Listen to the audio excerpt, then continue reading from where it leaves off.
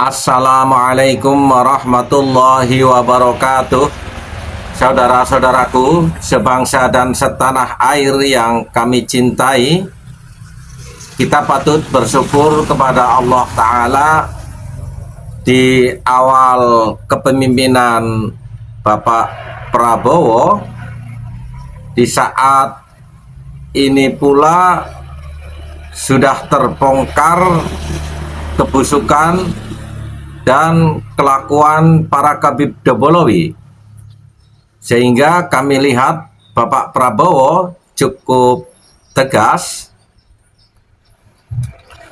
mengambil sikap bersih-bersih para Khabib Dobolowi dari lingkungan istana yang sebelumnya kita bisa lihat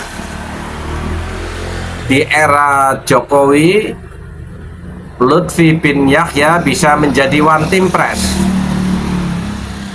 dan di era sebelum-sebelumnya juga pada era Megawati, kalau tidak salah ada Khabib Said Agil Munawar dan lain-lainnya. Di era Gus Dur ada Alwi Shihab, di era Bapak Soeharto ada Ali Alatos, di era Soekarno bahkan Aidit kelihatan begitu sangat berkuasa dengan partai PKI-nya, hingga berani melakukan pemberontakan di negara kita ini. Watak para Khabib Dobolowi memang selalu merapat kepada kekuasaan untuk membangun kekuatan sosial politik klan Pak Alwi. Di era penjajahan kita lihat juga Utsman bin Yahya menjadi antek Belanda, membentuk kapiten-kapiten Arab dalam misi politik pecah belah. Sebelum Khabib Utsman bin Yahya, kita bisa lihat bahkan seorang Alwi bin Said bisa menjadi menantu Patih Danurejo, berkolaborasi dengan Inggris, lalu Inggris mengangkatnya sebagai Bupati pertama Magelang, yang sebenarnya pada saat itu ada pada wilayah kekuasaan Kadipaten Tedu. Di era Kesultanan Banten juga ada seorang perempuan Kabibah yang bisa masuk ke lingkaran istana, bahkan hampir-hampir mengkudeta dan mengambil alih para Khabib Dobolowi untuk berkuasa. Untungnya masyarakat semakin paham, lalu Kabibah tersebut digulingkan, diusir dari lingkaran istana. Dan ini momentum bangsa Indonesia untuk benar-benar merdeka, yang secara fisik pada tahun 1945 kita sudah bisa mengusir penjajah.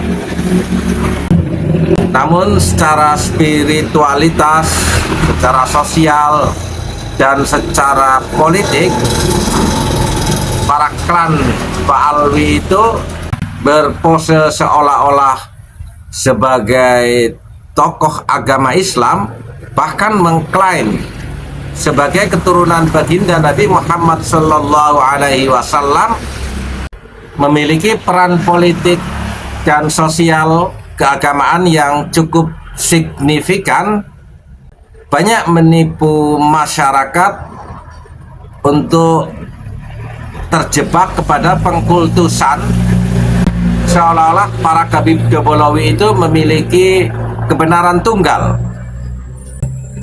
memecah belah umat dengan menciptakan struktur sosial sebagai mukibin-mukibin pekok yang taklid buta.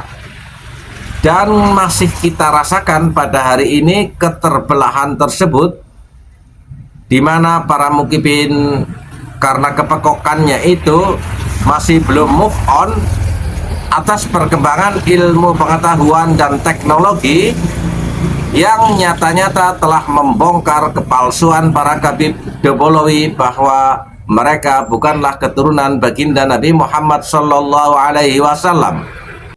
Tentunya ini PR tersendiri buat bangsa Indonesia untuk melakukan penyadaran terhadap para mukibin-mukibin pekok. Terkait dengan para Khabib Dobolowi, untuk para Khabib Dobolowi, kalau memang punya niatan baik, silahkan minta maaf kepada bangsa Indonesia atas kebohongannya selama ini, dan hentikanlah propaganda terhadap rasisme yang kalian bangun, lalu menjadi warga negara yang baik, atau Anda akan mendapatkan sebuah akibat perlawanan dari masyarakat Nusantara yang jauh di luar otak dan jauh di luar apa yang kalian pikirkan. Ada misteri paradoksal dari masyarakat Indonesia yang selama ini sangat santun, sangat beretika, tetapi ketika melihat sebuah kejahatan, melihat sebuah kezaliman, perlawanannya jauh akan lebih keras dari apa yang tidak terpikirkan oleh para Khabib Dobolowi sebelumnya. Bersiaplah. Wassalamualaikum warahmatullahi wabarakatuh.